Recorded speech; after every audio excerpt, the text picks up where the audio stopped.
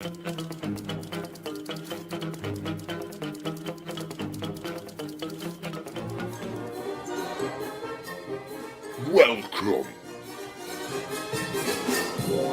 to...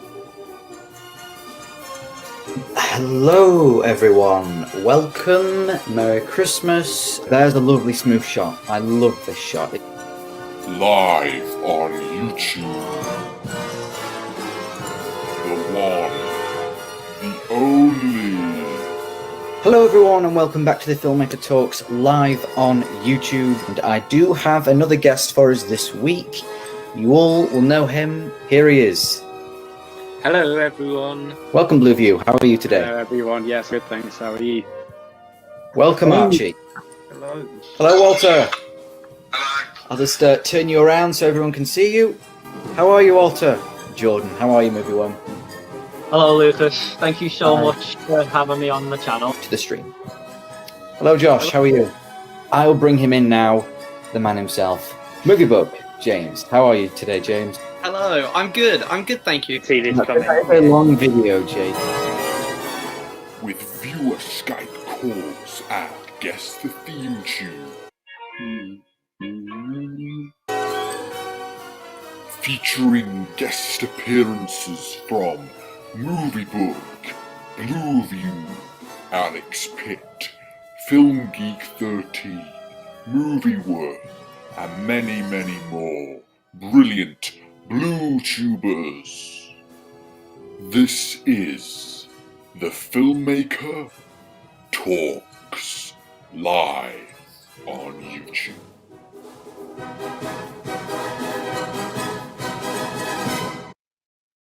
Hello, everyone, and welcome back to the Filmmaker Talks live on YouTube. Now, today I'm going to be doing something a little bit different. And of course, you've read the title of this. I'm going to be doing a live director's commentary on my new film, my new short film, A Conversation.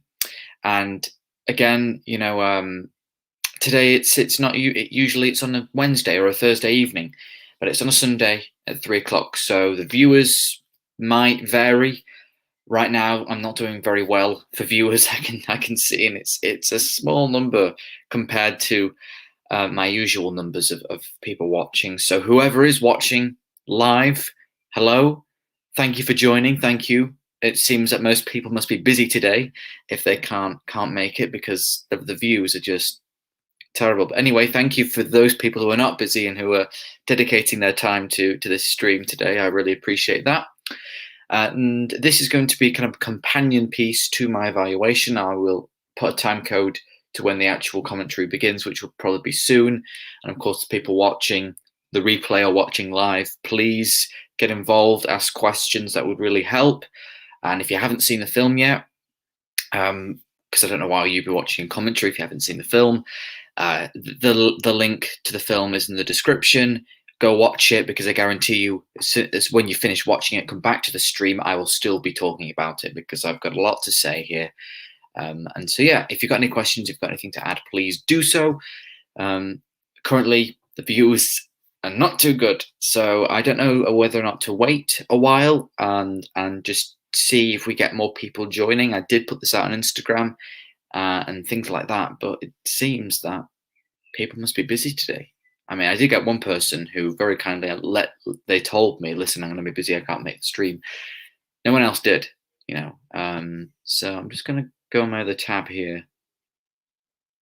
So if anyone, whoever is watching, please tell me, because I've got just, yeah. But I don't know if I addressed the comments here, but we do have the fantastic Film Geek 13, Archie here. Hopefully he's still here. And we've also got HTP here and Lucas. Hello. And Movie Train Studios. Hello. So yeah, if you're in the chat, let me know. Wormy Spoons is here as well. Hello, Wormy. Thank you for joining today. I appreciate it. Appreciate it more than ever since, well, not many people are here. Because it's always good to have a lot of people watching, so they can ask questions and, you know, I can explain, because I know there's a big burning question a lot of people have asked me with this film. Here he is, doing some maths revision. That's fine, Archie. Thank you very much. Good luck with the revision. Thank you. Right. So I will get in. Someone's just put a question in, an unrelated question. I'll just answer it. It's Movie Training Studios because it's a commentary. I'm going to be going in a minute. I haven't seen Donnie Darko, so that's a short answer to your question. But it's on Mubi, and it's on my list, and I've got a friend, and it's one of his favorite films, so it is on my list. I know of it, but I haven't seen it. And Dan is here. Hello, Dan. I'm glad you could join me today. Just passing by. Thank you very much, Dan, for being here. So now the views have picked up a little bit. Still not ideal, but anyway, I will. Well, how do I add this? Oh, let me pause that. Get that there. So yeah, I'm all set up, and then if I pause on something, I might bring it into this view as well. I can. Then there's cinematic view. There's that view. There's different options I can do here. Anyway, thank you for the people. Where? Oh, we've still got someone here. Nomad. Where can I watch the short film? It's on YouTube. It's the link to it is in the description of this live stream. You could just easily find it on my channel. So if you go and watch that now, and come back to the stream, I'll still be here talking about it. So yeah, the link to it is in the description. It's on YouTube, my channel, for free to watch. We've got Oscar here. Hello, Oscar. How are you doing? Thank you for joining me.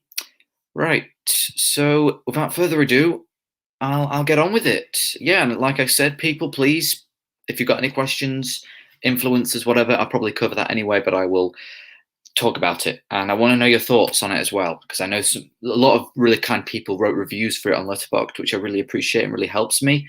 But for those of you who don't have Letterboxd or haven't written a review, then just let me know what you think could have been done better, or anything. Okay, so here we are. Boom, we're here. So I've already got something to say about this. So there we go. It's paused. The opening shot of the film. Here it is. Can we get rid of that bar? I don't think we can. Anyway, the opening shot of the film, the big thing about the film is the sound. And I do use it. There's a big little bit of sound bites, and this one really brings us into the film, and it's the establishing shot of the barbers. And originally, I didn't plan on, this was not in my thoughts, in my brain. I didn't want the opening shot to be this originally. Originally, I wanted the opening shot to be, wait for it. I just don't get it. We're helping you, for Christ's sake. Be grateful. This of the actor who plays Jacob. His name is Dan. I wanted it to be him. I just wanted to, boom, we're open, because this film is the first for many things. It's the first film that I've made where I do not act in it. It's like one of my shortest films ever. And it's also one of the first films I've made where the film literally just begins. A lot of the times I kind of draw out the opening, but this one, it just begins. And so that's what I wanted. But I discussed this with Scott, my tutor, and we kind of talked about it, because the rough cut, I assembled the rough cut and I hated it. It was awful. And it was nothing like you've seen. It was, I don't know if anyone's seen the trailer or even watched the entire masterclass, but on the masterclass service, there's a Martin Scorsese masterclass, and he says, if you don't get physically ill watching the first rough cut, something's wrong. And I never knew what he meant, because I've never assembled a rough cut of a film before, because it's always just been me making the film. I had to make this film for college. All the other films that I've just made because I wanted to, and it's just been me editing it. I had no one else, not a second pair of eyes, helping me throughout and giving me advice. I had that because I had Scott, and I was showing him what I did, and he was saying, well, maybe this, maybe that. What do you think?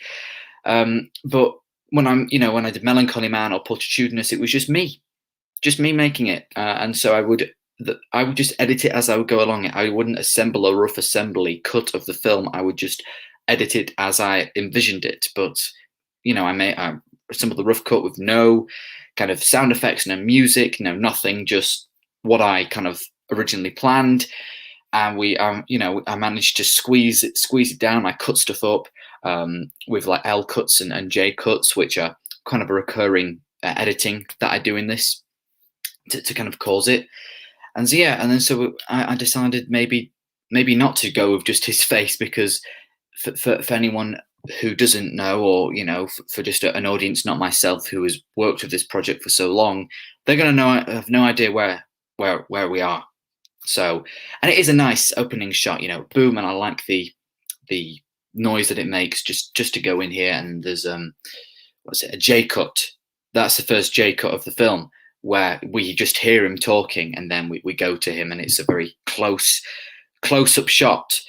And that's something that again recurs throughout. It's loads of close-ups, because one thing I really needed to accomplish with this film, one thing that I really wanted to get out of using one location, because hey, it's the first film I've made in one location, and I wanted to get a lot out of it. What am I going to do with this location, which is quite small, it's quite confined? Claustrophobia. I needed to make it feel very claustrophobic, and it worked. How do I know this? Because I've read the reviews. People have said, and it's a recurring thing, they've said claustrophobic, and I have a massive grin on my face every time I read it. So I'm glad I got that across, because I didn't know if it was going to work, because it's me watching it, creating it. When an audience watches it and gives me feedback on it, it's, I've succeeded in that. I'm really lucky to have succeeded. So yeah, I'm glad, because I wasn't really sure. But yeah, and even Archie's just put down here, it says, very claustrophobic film, very well made, as you read in my Letterboxd review. My only fault was some of the acting and line delivery. Yeah.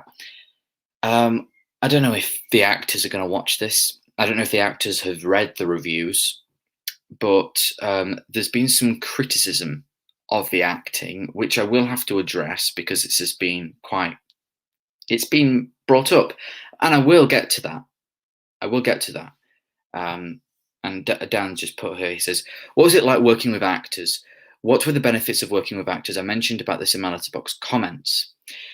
The benefit was that I had complete time behind the camera, because whenever I made a film, because like I said, this is the first film I've ever made where I am behind the camera completely. It was a privilege to when I was able to shoot maybe 1 or 2 shots in hide where I am not in it. It was like, oh my God, I can actually be behind the camera. So the one thing that really gave me lots of joy shooting this film was I was behind the camera all the time. I could see what was happening. I didn't have to direct not only myself, not only the other actors, but I also had to direct the camera operator. I had to go, okay, we're going to start here, do this, do that. And then I'd watch it through, and it wouldn't be it. I would look at it and go, oh, that's shaky, or that's that, and that's whatever. And it would be longer, because I would either be working with an inexperienced camera operator. However, I worked with Kai on Hyde, and he was great because he had a really visual eye, and he really understood what I was going for, and he was able to, whenever I said to him, okay, we're going to do this, we're going to do that, he didn't just mindlessly follow my orders. He either expanded upon it or suggested something else, and he looked at it from a technical point of view as well. So at some point, I would love to get a DP or someone experienced to go in there where, they can bring something else. They can bring another direction. They can bring another vision to the film. So I don't know if I'm going off track here, but what was the question again, Dan? The benefits of work? Yeah, the benefits. Well, I've just been saying them, really. Yeah, just that. It was really helpful, so I could shape the actors and work with them, because I've never really done that before. So it was great, and just, when they did a certain line, because I don't know if I haven't really mentioned this, but it will be tomorrow, I'm publishing a short documentary featurette thing of behind the scenes footage. It's about 20 minutes long, maybe longer. I've still got to kind of edit it through a little bit more. So yeah, that's what's going to be brought out, which is really great, because I placed on the camera for a really long time, and so you can really see how I directed certain shots and certain things, which was, yeah. So I think people watching this, like Wormy Spoons, Archie, Film Geek 13, and Dan, will really get some enjoyment out of that. And I remember Dan even asking, am I going to do a documentary, behind the scenes documentary, Melancholy Man of Portitudinous, which I couldn't do. because they didn't have enough people there to do it. But I've got one for this film, so that's coming out tomorrow, which should be quite interesting. So there's bits in there where you see me, Dan does a certain line delivery, and I say maybe change it, because the actors bring something as well. The actors bring kind of their vision, their interpretation of the character, interpretation of the story, and how they're going to act it. And I try and not kind of say you're wrong. It's more of do it a certain way that I would like it to do, because it's what I've written, and it's my vision. So yeah, and then but you need to find, because I never worked with Dan before. I never met him before until that day. Emil, on the other hand, who plays Marco, the Italian guy, Emil I work with. I know him. He's a friend. So it was a lot easier kind of to work with maybe Emil, because I know him.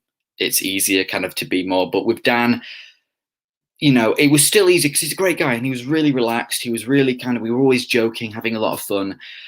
He was just really great to work with. But still it's trying to mold certain things, and maybe when you give someone a certain direction, will they follow it? Will they not? So hopefully that answers your question, Dan. I think I got there. If anyone else put something. Trains and Movies users, I made a short film with my friend. Reagan Talks About Movies. We just released it Friday. We really wanted to make it because we loved your film. So really, thank you so much, Movie. If it's on YouTube, I will watch it. That is great. Which film did you enjoy? Was it A Conversation, or would it have been Melancholy Man or Pulcher? What was it? That's great. Wow, that's great. I'm really glad you enjoyed that. I'm really glad I've kind of inspired you to do that. If it's on YouTube, if it's on your channel, or if it's on Reagan's channel, I will watch it. That's great. And Tom is in the chat. He says, check out the trailer for The Legend of King Kong documentary over on my channel, which stars the one and only Lucas. Yes, it does. The trailer's great. I've put this on my story. I've tweeted about it. Tom he's a documentarian. He makes great documentaries, and I was very lucky enough to be asked by Tom to feature in his latest documentary about King Kong. So thank you, Tom. And if you ever want to make another documentary about anything to do with films, I'm here. Okay, I love watching your documentaries. I love being in them, talking about things that you want to discuss in your documentary. So thank you. Right, I will address some of the comments later, but I'm going to continue. Otherwise, we will just be sat here with this image. So yeah, I will address some of the comments. Don't worry, people. But I just want to get a little further into the film so I can talk about it a little bit more. So here it is. Gives me a headache just thinking about it. Sometimes I forget why I'm even here. Why I started all this. I trace back hundreds of conversations, interactions, encounters, dinner parties, phone calls, coffee breaks. There was an L cut as well. So as you'll notice there was a lot of jump cuts within that. Quite maybe 3-4 jump cuts, and each time it kind of jumps, you hear a bit of the sound, like a bit of a sound, just to give the cuts a little bit more purpose, I suppose, and the sounds kind of initiate that.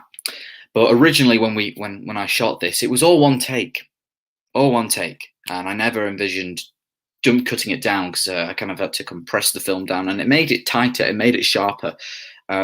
And I know Archie's mentioned this before, which is a super cool idea. If I did a book, published a book, but it was of my screenplays, and I think possibly A Conversation might be my greatest screenplay, possibly, just from a point of view of creating a story from the dialogue rather than how it usually is dialogue from the story. I think I'm really proud of that, and I think it makes for a good read. And I think it's very interesting to see from what it reads on the page and how it translates to the screen. Because there's bits of dialogue there that's being cut out and things. And Wormy here says, I'll just move this here. For yourself, Lucas, and the actors, is it worth always keeping in mind, though, nice reviews might make you feel good. It is only from the macrocosm that you can learn and progress. That's true. That's true. Yes, Wormy. It will, yeah, I understand that. I think you follow up by saying, I like the good critiques, but is it the bad critiques that are useful? I prefer them. It is. And I always say that, when I'm on Letterboxd, I say, give me the good, give me the bad. I don't care if you know me. I don't care if you enjoy my channel. If it was bad, tell me it was bad, because then I can learn from it. Good praise is great because I know I'm doing something right, with the claustrophobia, with certain aspects. And I'm glad that I'm making some sort of impact on people. So it's telling me that I'm doing something right, and it's motivational. I don't want people just to say, this was bad, because then it's not very motivational. It's not very encouraging. So people are great when they're encouraging, but it's also great to give me something, tell me something. And I've learned a lot from this film. I've learned loads from this film moving forward, because I think some people may think, maybe this film is a step backwards because it's not as good as the other films. No, it's a natural step forward for me, because I've finally been given an opportunity to work with actors and make a film without myself being in it. That was a great, really enriching opportunity that I've finally been able to afford it after many years of having to act in it just because of lack of availability of actors. And I've learned how to, it's always a learning experience. It was my first time working solemnly with actors. So now I know how to kind of approach some things differently, how to talk differently, maybe how to give direction differently, depending on who I'm talking to, depending on who I'm directing, which, what kind of actor I'm directing here. So yeah, and we've got Yoda the Jedi here saying, happy birthday, Lucas. Thank you. My birthday was yesterday. So thank you very much. Thank you, everyone, for all the great birthday messages. I really appreciate that. We will continue, unless there's anything else. We've got Armani here. Oh, and then it says, we love both Melancholy Man and A Conversation. The film is on Reagan's channel. Right. I think Reagan has commented and joined a few of my streams before. So, if you've got me on Instagram or as Twitter, just send me the link. That might be easier. Actually, the editing had a bit of Edgar Wright feel for some reason, extremely fast-paced. Yeah, it was never something I consciously went out to do to get an Edgar Wright feel to it, but I did want it to be kind of very snappy, very, I forget the word, a punch. I wanted the film to have a punch to it. Even with the editing, with the dialogue, with the acting, with the camera work, with everything, it needed that punch. And so I think I might have accomplished that. And Archie says, as I've said before, Lucas, if you did, I'd buy it straight away. Did that? I'd buy it straight. I don't know what you mean by that, Archie. Maybe it was something I said earlier. What else did Archie put here? If I look close, I'd attempt to put my name on the hat for the DP. That would be good, Archie. Anyway, look, let's move on. Sorry, what were we saying? Also, I really like it here because I don't know if anyone knows this, but this is the film was color graded, and I can talk a little bit more about that when we watch the credits, because the footage with the credits isn't color graded; it's the raw footage. So it's I really love the look of the film. I really like the look of the film, and also I just missed it. I don't know if I can skip through a few frames. I don't think I can. But with his tie, with the green background, it all looks very. I don't know what the word is or the color, but it just looks quite. It just looks more cinematic, at least. That was one thing. Nothing, man. I feel nothing. You can't. There it is. There, another bit of editing, just showing him. I wish I could,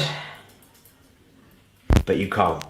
And just a bit of that there, which that sound like just initiates the classical piece of music, because I did have the edit where the classical piece of music just played, but I think that sound there, that kind of putting, the needle on the record player kind of thing, that kind of sound, the needle drop sound, I thought that just made it flow a little bit more, because I don't know if anyone caught this, but he does say later on in the film, we play classical music, we talk, this classical music is the classical music that is played. That's why it's there. It's kind of the main theme of the film.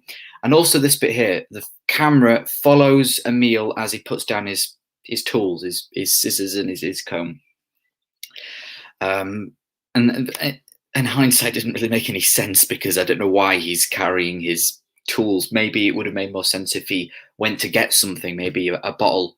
And I will talk about later how it doesn't make any sense with the whole, he's getting his hair cut, yet he never gets his hair cut, and he never wears that, I don't know what you call it, like an apron thing you usually wear when you get a haircut. There's errors like that in the film. Again, learning from them. But originally when I shot this, you know, the camera just panned, and it was just dead space. It was just moving just so we could get to the other shot. And so I thought, okay, it can just follow Emil as he walks, so it's more, you know. But maybe it doesn't make any sense because he's putting his tools away. Maybe yeah. Just imagine that shot without him doing that. It would have just been dead space. But why is it going so slow? There we go. I don't know if that's on my end or your end, but it just went quite slow. I'm just going to move it back slightly, because I like this bit here, and it kind of has a bit of a dissolve. Only reason why that's in there is because I think the camera went really shaky for some reason, so I wasn't putting that in there, so I just dissolved it, and it looks really nice. I like that.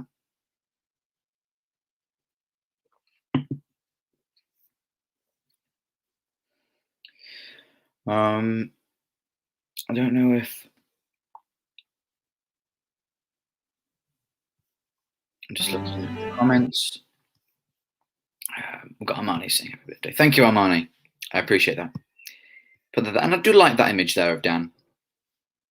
Kind of like, you know, looking. I'll talk about kind of this character in a minute, because, yeah, I just feel like there should have been a more gradual thing to his character, because most of the time he's quite arrogant. And sure, he's an arrogant character, but I think it should come through more. It should be a gradual kind of thing. And Wimmy says, not sure if anyone agrees, but looking at this, still considering the mood, I might have put treatment on the color tones. Yeah, I mean, that's what you would do, Wimmy. I didn't want to go too harsh on the color. I wanted not a neutral view, but something that looks nice.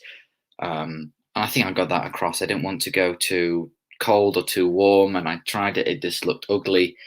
And I'm happy with how that got out. And we've got Lanko. Hello. I'm outside with no Wi-Fi, but found one. No problem, Lanko. You know, thank you for joining. I don't know where you are, but thank you anyway.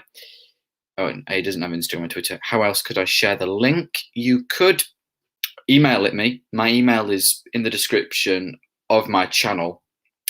You could do it that way. This is what filmmaker had the greatest influence on this film for you as a director.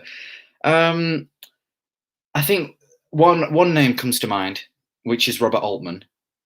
I know Archie doesn't like Mr. Altman. And there's certain reasons why that is. But he wasn't like a main influence. There was only certain shades of Altman I was trying to evoke in the film.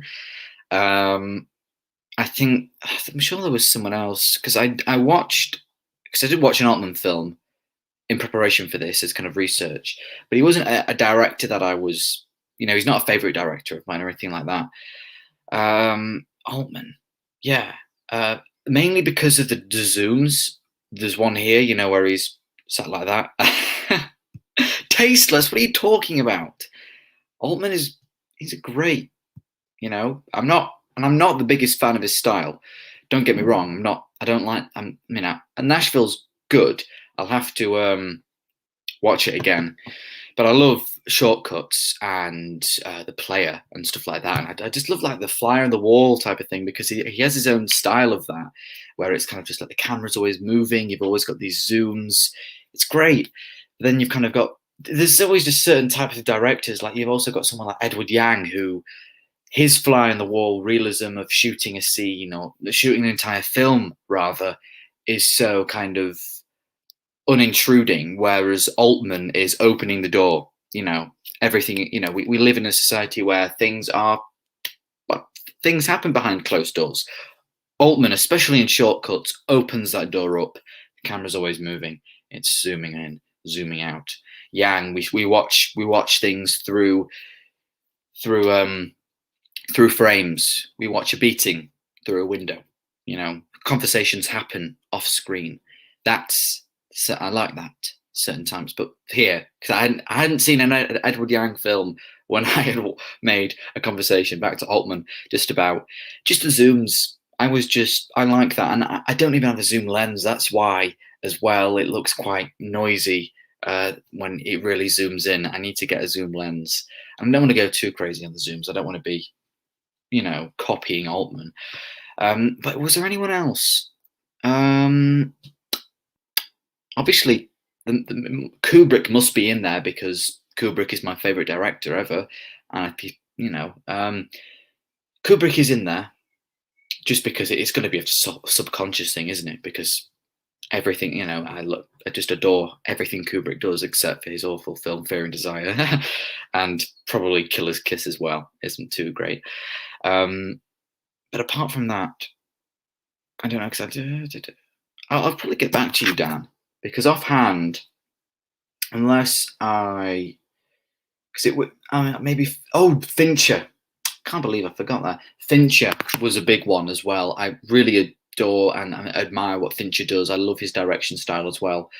And I think now I've kind of learned, I rely too much on handheld. I need to stick to the tripod a little bit more because I've got a great tripod. So I probably should stick to more going on a tripod. So yeah, bits of Fincher as well, I would say. Those are the guys. Right, is there anyone else? Have I missed any comments, or can I continue? Yeah, I'll just continue. So there he is, and he's just looking himself in the mirror. There's a nice kind of bit there, and I wanted to use the mirror. I wanted to utilize the location that we had, or I got for us and the cast. And I knew going in, because this is where I get my haircut. If anyone knows, but this is the barber's where I get my haircut. So I will be Dan in there, staring at myself in the mirror with a very I don't start an argument with the barber. Don't worry. There is, which is another big thing of the film. It's a bit of a motif. We see 2 shots of his eyes in the film, which is about perspective. That's the thing that I try and get across in the films as well. Perspective. So I pause that. There it is. That's a good way to pause it. So here, I'll talk about it again because there's another bit where we see his eyes. This is the first shot where we kind of see his eyes, because the eyes, especially, I think they're just really fascinating to focus on the eyes of a character. And this is his eyes, and he's looking around and things like that. And the eyes tell you everything you need to know about someone, really. This is it. But another thing I wanted to add as well is because with the mirror and things, the screenplay is quite neutral in a way, as in what I'm trying to communicate with the story. The story is simply a question, and that is, what does it mean to be successful? How do you measure success? And I'm not going to say this or that. It's left up to the audience, because I'm not going to put an open and closed answer. I'm not going to sign off with what I think success means. That's why there's 2 people here, these 2 characters. You have Dan, who measures success in money and respect and material things like a suit and a car. Then you've got someone like Emil, who or Marco is his character's called, who measures it in the pleasure of life and if you're happy. But then again, I wanted to kind of make a bit of a nuance with the screenplay, saying, well, Emil at the beginning was like Dan. He went to school with Dan. He went and tried to get into London Business School like Dan. Emil, at one point in his life, or Marco, should I say, at one point in his life, wanted to be the man in the suit, wanted to be the man in the nice fancy car. But he cheated in exams, as we hear. He didn't, and Dan makes a good point. Truly, you never wanted something in your life, otherwise you wouldn't have to cheat. And so with the screenplay, it's very neutral, which I really enjoyed. But with the filmmaking itself, it isn't neutral. that there are some things in there that I try to communicate visually, because the story is so reliant on the dialogue, but I still really wanted to communicate certain character features and certain story elements visually. And I think I was able to do that with some of the quieter moments, some of the moments which were framed later on, which I will go to and I will talk about. But yeah, I wanted to bring a visual sense to the story as well, because I try so hard to make, I'm using the medium of visual storytelling, but I'm not going to just make I'm not going to make silent films my entire life. I want to make good stories with good dialogue as well, but I also wanted to communicate certain things visually. Oh, hello, Fistful Reviews. How are you doing? It says, how did you get permission to film in a real barber's? Well, I go to this barber's shop whenever I get my haircut. I've been going there for years. And I taught the guy, Elliot, who runs it. He's really friendly and he knows my dad and things. And so whenever I get my haircut, I'm always talking to him and he knows about my filmmaking. And, even this was back when I was making Hyde and Deadly Obsession back in 2019, and he said outright, he just said, if you ever need the barbers, if you ever need this location, it's open to you, it's free. And so I've had this location of the barbers for numerous years now, where I could have decided to shoot a scene from Hyde in the barbers. So I've had that for a long time, but I was waiting to use it properly. I didn't want to just use it for the sake of using it. And so this idea came along, and I thought it would be great to shoot in the barbers. It would be a great kind of thing because it's obviously the clash of these two people. So I think it would be a good visual metaphor to show, the successful one sat down, having the one cut his hair. That's kind of the visual thing here. And I didn't want to put down that being a barber is unsuccessful or bad, because it isn't. And people need it. It's a thing. We need barbers. We're never gonna we're not going to have robots cut our hair. We need barbers. And so that's why with Emil's character, he goes from job to job and things, and Emil did say that is your typical Italian as well, who kind of goes from job to job. So yeah, I did ask the barber, and luckily, because we shot this still technically in lockdown, it was before the 12th of April. If anyone outside the UK doesn't know, there's certain establishments were allowed to open at certain points due to COVID. And so I had the whole day there. We got there at 9, we finished at 5. It was a full day and we had the entire barbers to ourselves. It was great. Elliot was there. He opened it up for me. So it was, it was great. I'm just seeing if there's any more.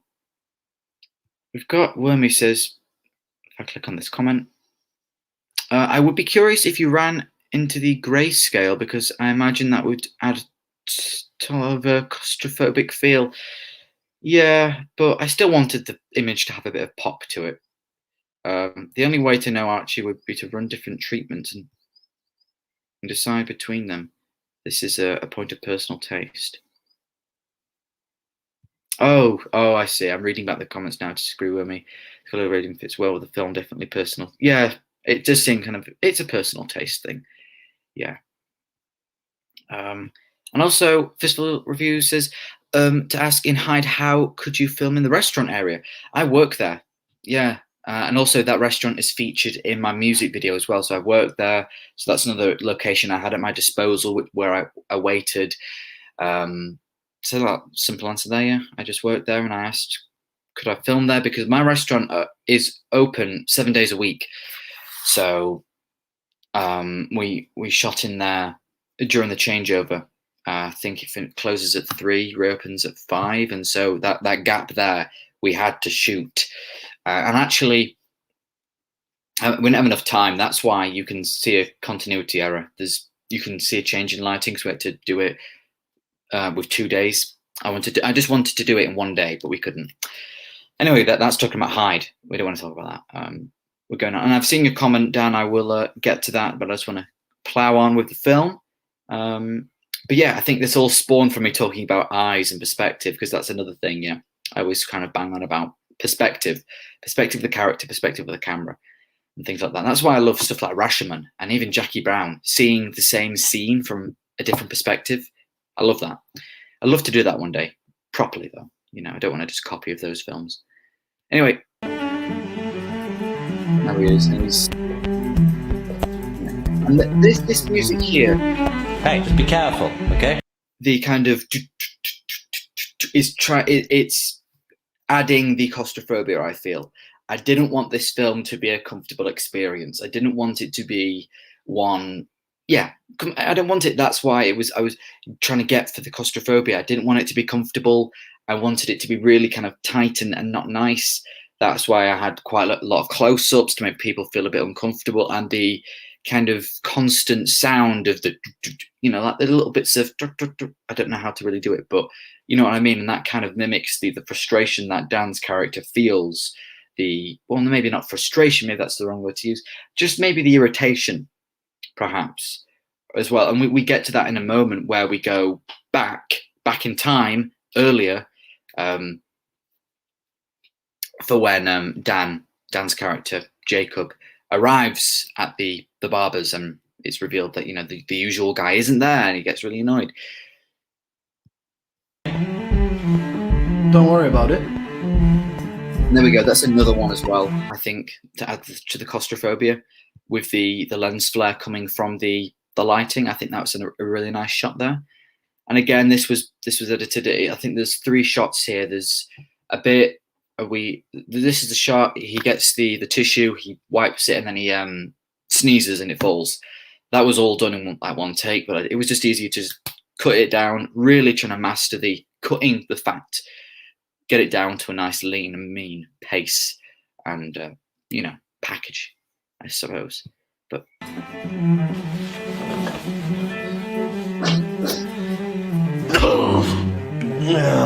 drops the tissue. So, drop something there. I'm sorry about that. So you're okay. The floor shot. Now, the floor shot. Yes. This was the shot that everybody, if I were to show this film to someone, they would always ask me, why is the camera looking at the floor? And yeah, I don't know where to start, really. I've explained this to so many people, and it is bordering on a bit of mistake here. But I do have there's a reason for it. Don't worry, there's a reason why I decided to shoot this part of the conversation, shoot the floor of it. And it is bordering on a mistake. Maybe I probably shouldn't have done that, but it's done something in people. It's made people go, why is he doing that? But I guess because it's different, and it's, well, let's just say I didn't shooting the floor. Let's say I shot it normally, showing the characters' faces, doing the dialogue. But because this point in the film, this is kind of the point of no return. This is kind of the inciting incident of the film, even though it's a really short film, and it's like it's the inciting part of the film, where it's just like, this is it, point of no return. This is where things ignite. This is where it is. And if I shot it normally, showing their faces, how would I communicate that visually? How would I do that to really make it to the audience that this is really the point where things kick off? Well, I could break the 180-degree rule, which is, I find, possibly a predictable thing to do. I know various films have done it in the past. To note one, Parasite, and it did it really well. It's a really great technique, and I really like using it. But I thought I wanted to do something different, because it's been done before, and I kind of do it anyway. But so I thought I could do kind of an in-camera edit where the camera is just looking on the floor, and plus we do pick up a bit of the shadow of Emil, which is quite nice. Yes, Wormy, thank you. The point as well, and also coming back to how some of the problems with it. The thing is with him cutting his hair and stuff, no hair is cut, as you can tell, but he does, to be honest, Emil just stopped cutting his hair, but maybe I should have bought a wig and just cut it or done something, because there are a few problems with it, just kind of logical problems. So yes, I wanted to do an in-camera edit because there's a reason why the camera shoots up at a certain point. It isn't random, it shoots up at that certain point to show you know, it's almost like the camera's gotten bored in a sense. It's kind of like, what's going on here? Then boom, we're up, we're alert. Even though what they're talking about here technically is quite important, because they've realised, oh, we were old school friends, which is quite it's quite to the thing of the film, with these two guys going to school together. They weren't friends; they were kind of classmates, I suppose. But it makes it more personal. So hopefully that'll be the last time I have to explain that one again. But I'm glad you picked that one up. I'm just going to see. Woman says, I like your concept or message with two people having different interpretations of success. Considering this maybe, if the barber actually threw all of his hair, all of cut his hair, thus succeeding. Oh, if the barber cut all of his hair off, is that what you're asking? If the barber actually threw all this hair, this cut his hair, thus succeed. This is my first question. I don't know, Wormy. I know you follow something up here. I was looking at the shadows. Oh yeah, that was that. And then there was something here. If you have the hair cutting going on at that point in the shadow, it's a bit sinister. Yeah, and there was also another thing of since the camera's on the floor, it could add an element of tension. We don't know what's going on, you know. And maybe, perhaps I could have done that a little bit better before we go down to the ground. Maybe Emil picks up a what do you call it? Like a razor blade thing, you know, when you used to shave people, and he just picks it up, and we focus really on that, and then we go down. Maybe that could add confusion to that as well, because another thing I wanted to accomplish with the film is set up a false sense of tension and kind of roughness between these two characters, because we see that when they first meet. And I wanted to kind of, you know, set that thing up, because it was kind of cliche to have Emil, because it's kind of set up that Emil has meticulously planned this so he could get back at Dan. That is not the case. That is just a coincidence. That is what you might see. I wanted to set that up and perhaps subvert it, but I also wanted to suggest possibly that from Dan's point of view. So we have a shot of the till register, which I'll get to as well, and we also have just that tension and things. And Dan says it's a bit like the shot in Taxi Driver. Yes, it is. Yes, I guess you could call that another one of my influences, where the camera tracks away from Travis, symbolizes isolation. Yes, well done, Dan, for that one. Fistful Review says, was that a real barber, or did the guy actually get a haircut? No, nobody got their haircut, and he was not a real barber. Emil is actually a waiter, barman, bar manager kind of guy, because I work with him. I know him, so he's not a hairdresser. So I think I've got that. It says, if you are getting the hair cutting going at that point, oh yeah, I already read that out, sorry. So yeah, let's continue with it. Yeah, kind of. Kind of. Come on, I'd hope to know the man cutting my hair right now is a qualified barber. Also, this bit here was you know what I'm saying? Down. Whatever you do, don't go for the clippers. I know my way around someone's head, I'll put it that way. Wait, There's a what bit- do you mean? Anyway, so goes. you're successful now, right? Evidentially, There's you a got shadow. lots of money, you got I some wish I nice used more of clothes, that you don't shadow. have but over here, Wish your I got more out conversation of it. earlier on your phone, you must be stone cold. You can't feel anything in your Okay, here it is right here. now, right? And that was it. Boom, we're up. And this is probably my favorite shot. of the Trying entire to film. set. I love this shot. Not only from the colours, but the thing, and it's a split diopter shot. There's two split diopter shots in here as well, because I always wanted to suggest that there's something not quite right. Typically, you might see a split diopter shot in a Brian De Palma film, you know, something out of a thriller, and so it's kind of like, what's this doing here? It adds another element of potential tension in this interaction between the two. You see the frustration of them, and it's, you know, bringing them close together, making it more uncomfortable for the audience. These two faces there split, you know, together like that, without, you know, each of them in focus. So there's two split diopter shots in it. I had a lot of fun using my little tool to get the split diopter shots. It was great fun there. So that's probably my favorite shot of the film. And then we continue. I'm just making an observation, man. Chill. No, you're making more than an observation. For some You're reason, making an this is indirect question of the slightly light. validity of what I do. Chill, There it man. is. Chill. But I must ask, what is that you do? Give pennies to There's those loads who of need need more? more. No, okay, no, Yeah, no, there it no, is. no, no. And then This isn't. we have what Jacob seems to going feel back like when I came non-linear here. as well. Another great thing about having it non-linear is, again, causing the confusion, causing the claustrophobia. Everything's kind of sprawling out, and and it also brings back, because originally when I kind of thought up this idea, I really wanted, well, obviously when you think of an idea, usually you think in chronological order as the events go by, and so that's what I did. And and I really wanted it to be setting up already kind of the distrust between these two characters. But say if I didn't make it non-linear and I did it like that, and the opening, the beginning is, like I said, in chronological order, then it would be, I could still do this, but then it's like the transition between, okay, we've set up this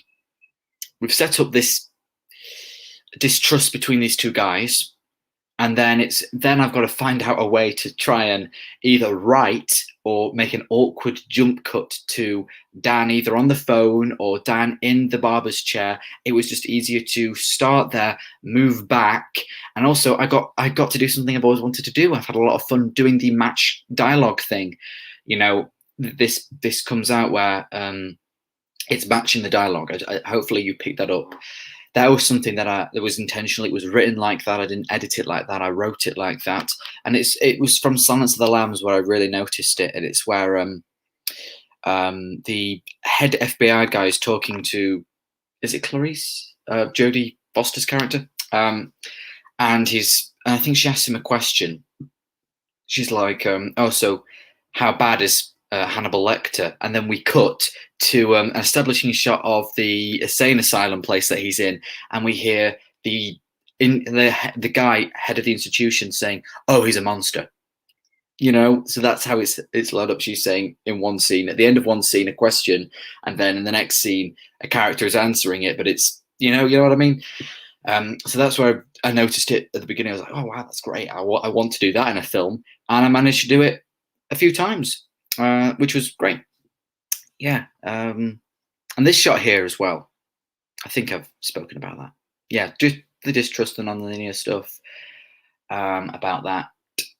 Non-linear, setting up and then the reason why I decided to make it non-linear, for that, to make it more fluid, to get more out of it, just made more sense. And this shot here, with him walking to the barber shop, there's only two shots of that. There's his shoes and there is his tie. Now, this is the first thing we shot on the day. I shot it in chronological order, just so it made more sense. And I have many, many, many shots of Dan walking to the barber shop. Trust me, I've got loads, and I only used two. I could have used more. There was a rough cut where I used more, but what I wanted to accomplish was really just accomplished in these two shots. Because I really wanted to make an emphasis on the footsteps, and this is in slow motion. Don't know if anyone noticed it, but it's in very, very. It's not super slow motion, but it's just enough slow motion to quite subtly, which I got from. I noticed in quite a few Scorsese films. He does it in King of Comedy. He does it in Raging Bull. He does it quite a few times. It's really effective because this is what Dan talks about at the end of the film, where it's like the respect coming down, and there's a line of description in the script where it says, describing the footsteps, and it's heard and known. It's heard and known. I really wanted to get the emphasis on the footsteps. I really like the shoes that he wore, the sound. I really like the sound, and it's just his shoes walking, and then we get the other shot.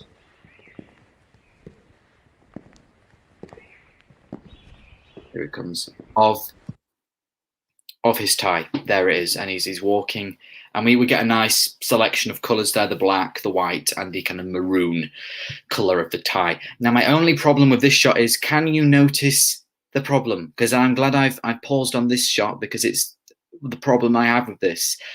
there is a hair, there is some kind of bit of fluff, something right there. I'll put it full screen for you. Can you see it? It's right there. Now, this guy is respectable. This guy is, really, he would not have a bit of hair hanging there. I didn't notice it. Dan didn't notice it. So there it is. So it wasn't his fault. It was just kind of, it wasn't noticed. But now it really bugs me because it's like, he wouldn't have that. If only I noticed it, I could get it. But anyway, I'm just going to address a few more of the questions. I think, did Wormy put this in? He says, so if your actor actually got a good haircut, it would complete an arc for the barbers. I think I see what you mean. While seeming collapse of the protagonist also completes his arc. Yeah. But I couldn't, it's quite hard to find an actor and someone who can cut someone's hair and an actor who's willing to have his hair cut. But I see what you mean. Dan asks, where did the idea come from? To be honest, I've got no clue. It just came to me. I wish I could point to something. I'm trying to kind of recollect it. I don't know where it came from, really. Because I knew for this project, the FMP, the final major project, it needed to be short. It needed to be, Scott says 5 minutes or 3 minutes. That was already challenging me. So I kind of bent the rules and said, okay, I'll try and go less than 10 minutes, which I succeeded in, thankfully. So I knew it had to be short. So I knew I had to tailor an idea to the shortness of it. I knew I couldn't kind of think of an idea and then it would be way too long. I knew the idea had to be done in a certain time frame. And so I can have an idea, maybe it needed to be few characters, so I got, okay, 2 characters, maybe an interview, maybe something, maybe there's always maybe got to be conflict between them. What is this conflict? What is this? And I knew I had the barbers, and then I had the idea of someone, because I wanted to add, like I said, the distrust between these 2 guys at the beginning of the idea process. I thought that Emil's character did intentionally, meticulously plan to kind of ambush Dan's character, and then I realized it would be quite predictable and cliche, so I changed that up. That's pretty much it. Yeah, the idea came to me, and I got the stuff out. I think it was in either January or February. It came properly. It came, and I had it, and I kind of sat on it because I knew I didn't have to do anything with it yet. Then when the time came, I wrote the script, and I'd already doodled down loads of ideas. I had like a board of just like stuff that I wanted to put down and stuff I wanted to convey, and then I just gathered those notes up and wrote the script. Reagan says, how do you put a conversation Letterboxd? You put it on TMDB, so hopefully you're still watching and no one else has told you, have they? No. Yeah, you put it on a website called TMDB. You put it on there, make an account, and then anything from TMDB in a day or 2 will go over to Letterboxd, because Letterboxd it's like a third-party thing. So yeah, that's pretty much it. Put it on TMDB, because you've got to first create a new thing for it, and then once you've done that, it's created on TMDB, but it doesn't let you add cast, it doesn't let you add a poster, it doesn't let anything like that. So then when it's added on TMDB, it's just kind of like the bare basics. So when you first add it, it lets you just add the title, the synopsis, and I think the tagline and how long it is, and then you can do what you want with it. Hopefully that helps you, Reagan. Hopefully that makes sense. Armani says, good film, Lucas. Upon first watch, I couldn't understand how much, but over a rewatch, I enjoyed it. I don't usually do reviews, but I'll sure to leave one on Letterboxd. Thank you very much, Armani. I really appreciate that. I've also got Lucas here. Hello. Got Reagan. Thanks for telling him. Thanks for telling him. About the film. Yes. I think that's going to be sent to me, yes, thanks. Make sure to check it out. Yes, I will. I think Movie Train Studios is going to send it me, I think, on email or something. But I could find your channel, Reagan. Now I know it. I'll have to make a note of your name and find it. What does Archie have to say? This character is like a less murderous Patrick Bateman. Well, in a way, I guess it is. And then we've got Wormy. It says, yes, I understand that completely, Lucas. Yeah, I mean, if I had that, then maybe. I've also got Mr. Jamie Powell watching. Hello, Jamie. Watching anything good later? Well, I've got a Charlie Chaplin film to finish off, The Circus. I've paused that. I got that through. This evening, I don't know what I'll watch. I don't know. I'm either going to rewatch Citizen Kane, or maybe watch The Damned from Luchino Visconti. Either one of the two. I'm not sure yet. I might just watch something else. We'll see. But yeah, hopefully you're well, Jamie. Thank you for stopping by. I will get back to this in a minute. Hopefully this isn't going on for too long for you, Scott, because I know you're watching this back. But got Fistful View says, do you have any idea how to add an Ellis Books? Well, I would like to add one Ellis Books backdrop to a film. Like, yeah, no, I would like to add. I tried to do that for my film, but they're really weird with like the aspect ratios. I mean, I guess if I really wanted to, I could dedicate time to try and get it, because with the poster as well, it's got to be a certain aspect ratio, so I have to do it on my phone and get an app to properly do it, so it can be quite hard to do that. If you know what you're doing, it's quite easy. I've got Reagan. He says he's going to put the link on a comment on your. Okay, that's fine then. That's great. In fact, yes, I've just got it. I've seen now on my phone, so that's great. Thank you. No, because just because it was a great film, definitely watch it. Yep, I own it. I will watch it at some point. Right, I'm going to just continue with the thing here. So yeah, we've. Oh, come on. I've lost where we are. Oh, there we are. We didn't miss much. He's just walking. And we have that really nice sound there. We'll get to that. There it is. And there's Emil. I really like this shot here. This is a shot that I really envisioned. There he is. He's out there. Because Emil does vape, normally. And so I needed a reason for him to be out there. So I just asked him, do you have your vape thing with you? He said yes. It looks a little bit more professional, I suppose, with him. I mean, he's an adult. He's like 20. So it's nice to work with someone who's an adult. Makes it look a bit more professional. And yeah, I had a bit of trouble trying to get this, but that will be explained in my documentary thing that I'm putting up. Little video of behind the scenes of the film. So there it is. I love those types of shots. I really do. And then this is one that I really like as well. The kind of whip pan where it goes around and we see the mirrors. And so it's great because the camera was in a certain position where you couldn't see it. Literally, the camera is not in there because it's in the middle, so that's cool. And so the previous shot, which I just missed because it's lagging for some reason, was his eyes again, and we see the till open. This again is adding possibly something. I was trying to suggest maybe that from Dan's point of view, okay, he opens the door and he sees a random guy he's never seen before come out, from the back of the barber, and the till is wide open. This could be suggesting he's a burglar or something, or maybe he's kidnapped or done hell knows what. Maybe it's like in The Hateful Eight, because I love how non-linear that film is with, that's a subconscious thing as well, because I wasn't really thinking about that, but I kind of was. About how, when they arrive at kind of the what's it called? Millie's Haberdashery or something. And it's, it's all non-linear, and there's kind of clues and things and suggestions, and then we go back, and if that makes sense to anyone.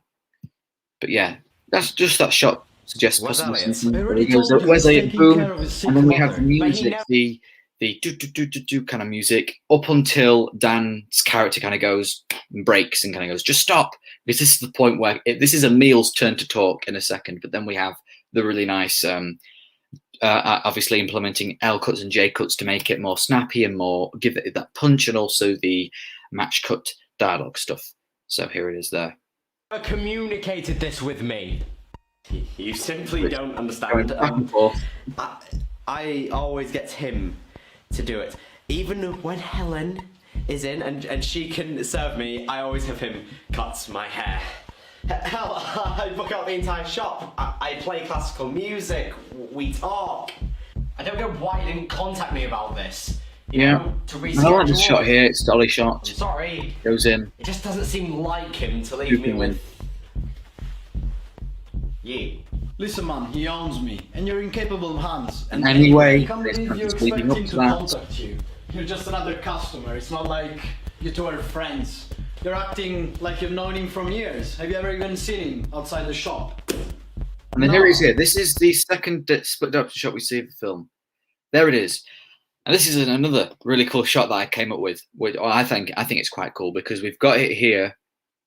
So Emil is there, and then we see Dan's reflection in the mirror, and we see his reaction to that. And so back to what I was saying earlier about how I wanted to show the script was neutral, but I wanted to make the filmmaking not so neutral in a sense that it's kind of not maybe picking sides or communicating visually about the character. So if you watch the part where Emil is talking to Dan all the time, and then you watch, you know, like kind of like their time to talk in a sense. So this is Emil's time where he really digs into him, and then later, a few minutes later, it's Dan's time to really dig into him. Watch those two kind of back side to side. What do you notice? Well, it's very simple. When Dan is talking, Emil is barely in it. Emil's character is not in it at all. But when Emil is talking, we see Dan in the reflection, we see him, and that is just to show that he's he won't share the frame, you know. When it's his time to talk, he is not sharing the frame, but Emil has to share the frame with him, you know. So I think that's something that I wanted to communicate there, which worked quite well. But back to the shot, which I really enjoy, because you know we've got that there, and it's a split diopter, and the camera is hidden. The camera is hidden through Emil as well, so it's great because whenever you're working with mirrors, it's very risky to catch the camera, but we never catch the camera. I can tell you that for a fact because I scanned and combed through it. Can't catch the camera. So yeah, I really like this. And I wasn't sure as well if people would understand what the shot was. In a way, like they might think that it's that Emil is stood and Dan is sat behind him. And then I thought, well, it wouldn't make sense because then people would think that Emil is just looking at whatever and Dan is behind him. Then I also want to talk Emil as well, him personally, because Emil is not an actor. He's never acted in his life before. So you might be asking yourself, why did I hire Emil?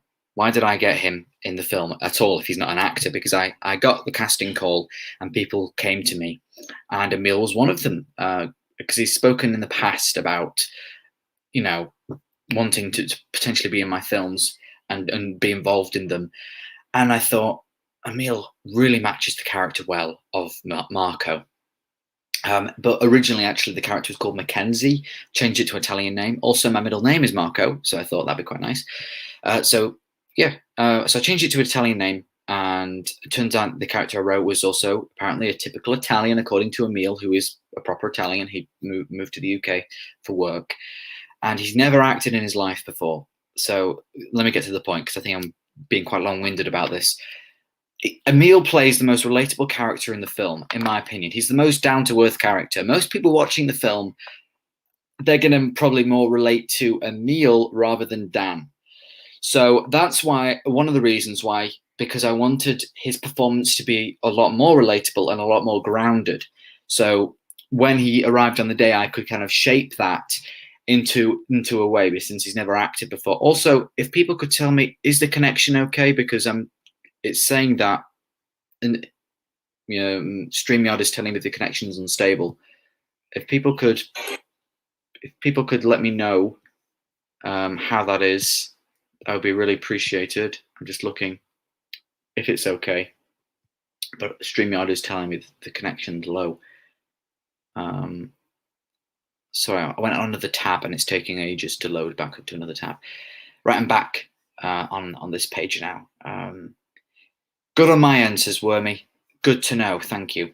Oh, I've also got Fistful Reviews saying, I'm loving this new perspective on the film. Nice to hear some stuff I didn't pick up on the first time. Thank you. Fistful Reviews, because I know you gave me a review and I really appreciated that review. So yeah, thank you.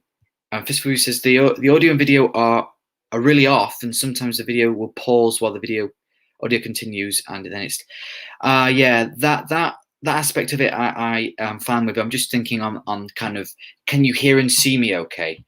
Because that's the main point of it. Because I know sometimes it can be quite off, the audio and the video. Yeah, but as long as I'm fine, all right, that's good. Thank you. But yeah, that is the thing that's happened in the past. But thank you for that, Fistful Reviews, and I'm glad you're enjoying hearing all about this. I will just address, but I think I talked about what I need to talk about there with Emil. Yeah, he gave a great performance as well, to say he's never acted in his life, and so did Dan. Especially towards the end, I thought he was really good. Oh, we've had a lot of comments here, so I've got that. Yeah, Lucas is talking about certain films. He says he likes the circus. He's watching a Jacques Tati film. Wow. That's great. I really want to get, and he's also watching Saving Private Ryan. Oh, thank you, Reagan. Oh, and Dan's got to go. No problem, Dan. I'll be watching the rest later. Thank you so much, Dan. I always appreciate your help and your support and your feedback and everything.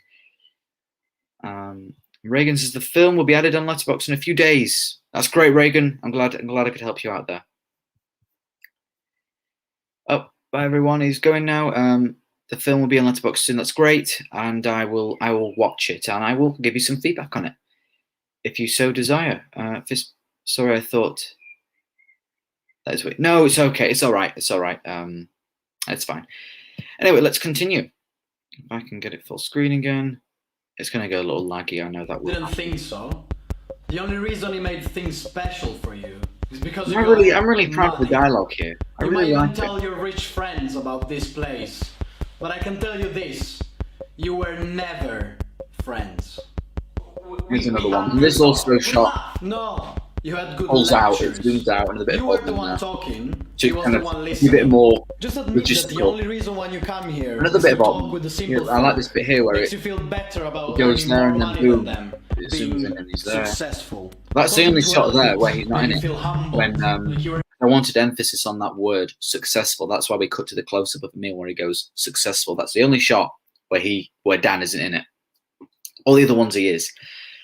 And this is where he's getting quite annoyed at him. And yeah, this is where. giving it to charity. You love being this successful, don't you? And also then all you have about, I think I went a little too crazy on the handheld. It would have been more impactful, I think, if I was better to use more stabilized shots, and then this shot here where it is handheld, that would, I think, make more of an impression. ever talked about, it was about your holidays, work, This is it, and all those things that you can afford Music that he can't. Okay, just stop. See, and now we're never going to get see it. Emil until we see him say Probably his not line, true. and there's a reaction shot, and I'll tell you why I put that in there, because there's a reason. But do you I do like mean this to here, tell that the me camera's just mounted you're down not on the happy with following your him, life? and it's really smooth You movement. have nothing to show for It's it. close up. You can't buy happiness There it with is. money. And I think that the headroom there You could tried have been to. better, but I like the lens You flare. tried getting into LBS, but your grades didn't cut it. Not to mention the fact you tried cheating. I also wanted in to use the exam. space as much as possible, because Obviously, you've never obviously I've won acted in my films before, and I've done drama and things, and the thing that and I've done plays before and stuff like that, and the thing that they always bang on about is use the space. And that's what I always this is what I did here. I've always tried to do this, using the space of the location. Otherwise, you wouldn't have to cheat. Always have your characters doing something, talking. And so What you are they talking? go What are they doing? from Moving around, job doing something. to job, paycheck after paycheck, Yes, with nothing. There's on kind of your two name. reasons why I did. No pride. Trying to pause it. So he says nothing on your name, and it cuts to Emil. So it's a good reaction shot when he says nothing, but also Dan did a great job at not looking in the camera at all, because there's some moments where it's quite hard not to look at the camera. But at that point, for about 1 millisecond, Dan kind of looks in the camera. But I loved the take that he did for this. I thought that was best out of what I had, but I needed to use this. So then, luckily, I had a bit of leftover from Emil, just like sat there. Well, not sat there. He stood up, just listening. Had a bit left over, so I just put that in there as sort of an insert shot to mask and make sure we don't see him look in the camera, because I couldn't have that. And then Wormy says, how does this kid get away with giving this gangster so much attitude? Emil, well, not Emil, the character. I don't know. I mean, they are laid back, I guess. Well, he's not laid back, but and Wormy says, I said when I was watching first time, Lucas possibly could have faded the audio in building the tension more. Yeah, I think you mentioned that to me.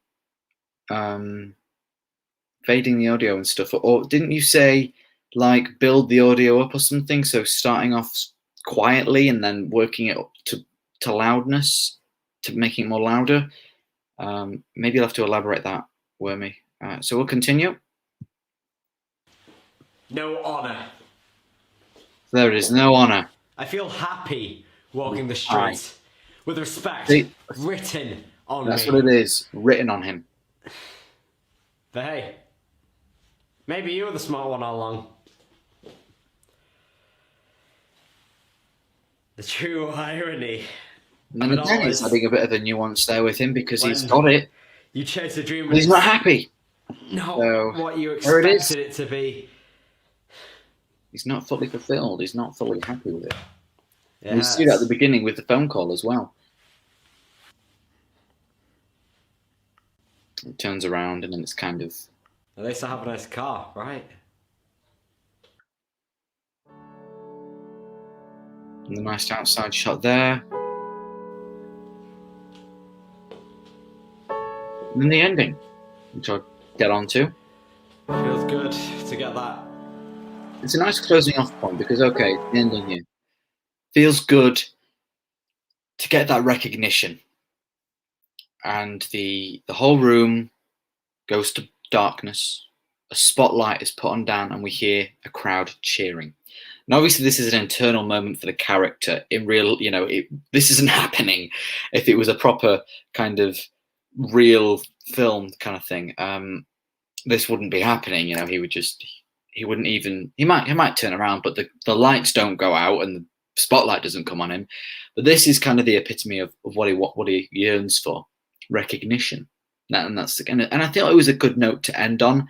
Bit of a surreal note, I love my Fellini. I liked to get that in there as well. So there it is. Room turns to darkness, and we just hear the crowd cheering. He wants that, but will he ever get it? I mean, he may feel happy walking the streets with respect written on him, but certain other things maybe not. So there he is, and it's just. I thought it was just a really good note to end the film on. Recognition. Let it burn out for a little bit. I like to hold on that shot for a little bit longer. As long as I could, at least. Fade out, a conversation. There we go, and it's 8 minutes long. And then a film by Lucas Haim, usually you see. And also here, yeah, because this stuff here, with the footage I have, so this bit here, all right, where at the camera, kind of all this footage pretty much of the barbers wasn't originally shot for this credit sequence.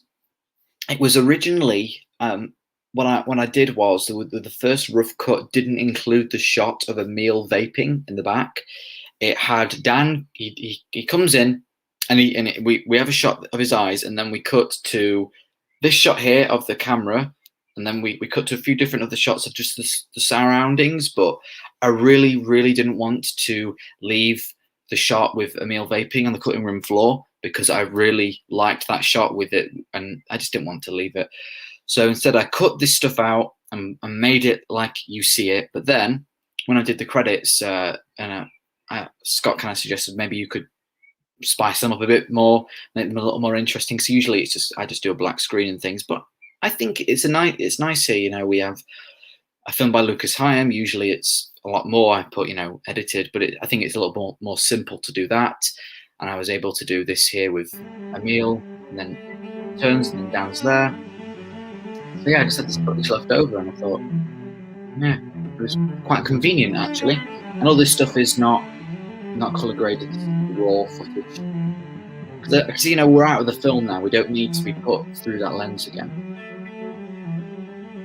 You know, and even this here, I didn't record this particularly for the film, well, for the credits or anything. It was just because there's a shot of Dan walking into the building, but I just cut it, you know, so we don't see him walk at all. It's kind of like the moment before I call action in a way.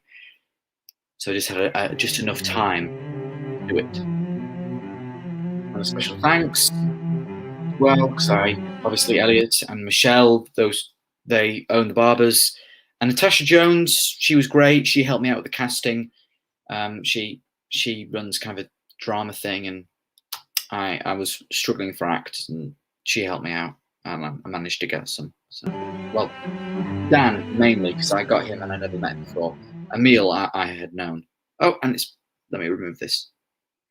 Okay, there we are. That is it. So I'll just address a few of the other comments, and then I will sign off. I didn't think it was going to be this long. I apologize, Scott. Hopefully it was entertaining enough for you. So here we are. I said watching the first time. Yeah, that's fading in. The volume would build with the scene, so you would get volume and then max tension point. I did like the choice of the audio track. Very off-putting. Thank you, women. Thank you for all your comments and things, and what you might have done, or what you might have changed, or what you enjoyed. And then this says, this scene reminded me multiple scenes from La La Land when Mira and her audition. I like those internal character moments when I see them. Yeah, thanks for that. I mean, I wasn't thinking of that point from La La Land, but I do see how you would see that Fistful Reviews. Click on that comment. So yeah, there it is. Oh, and Archie's put something. Awesome stream. Got to run, finish some things. No problem, Archie. Thank you so much for watching. I really appreciate that. I appreciate everybody watching. Thank you. Thank you all so much for spending your Sunday afternoon watching me ramble on about my film. So yeah, thank you all. Hopefully this has been good for you, entertaining, insightful, if any filmmakers are out there wanting to watch this for any sort of advice or see how I did certain things, because yeah, I think that will be it. If anyone wants to put anything else, any final comments or questions, feel free to. And if not, I will say we don't have many people watching. I don't have anyone pretty much watching. I think maybe Wormy Spoons might be here, still be here, and a few others. But yeah, if anyone else has anything to say, drop them now. And I do have to go in a few minutes. Anyway, Wormy says, "What are you doing next, Lucas? Is that in what film next, or what am I actually literally going to do when I end the stream?"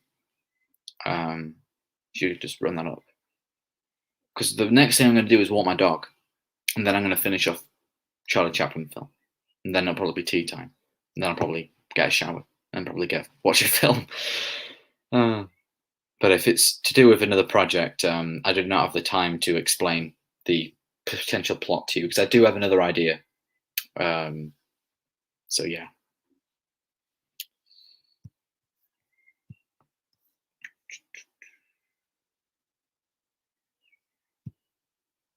So yeah, I think. Oh, we've got Wormy. He's got another thing. He says, "I will have a crack at writing a short script for me."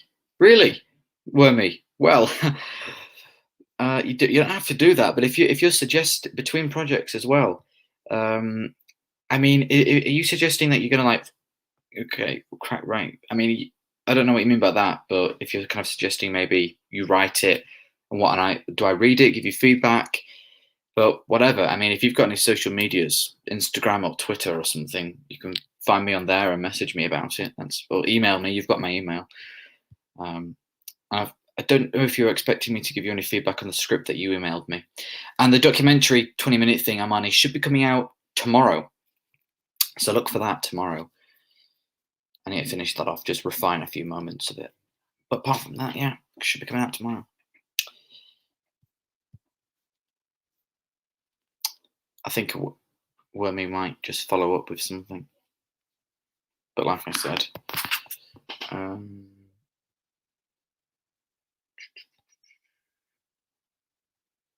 just looking.